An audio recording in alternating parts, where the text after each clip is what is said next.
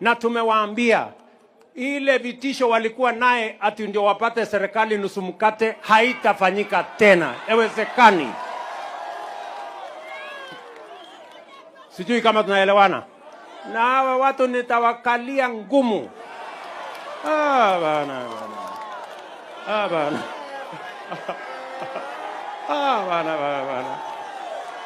Ama namna gani? Si ndio? Kwani mtu ambaye anataka kuharibu biashara ya mwingine anapembelezwa? Bana. Nitawakalia ngumu sana ya watu wa Kwende. Sijui kama tumeelewana jameni. Neguo. Neturaiguithania. Tunakubaliana? Hiyo ndio barabara. Si kila mtu afanye biashara jameni. Sisi tung'ang'ane, tutafutie hawa vijana ajira, tupange biashara, tupange uchumi, Kenya iende mbele.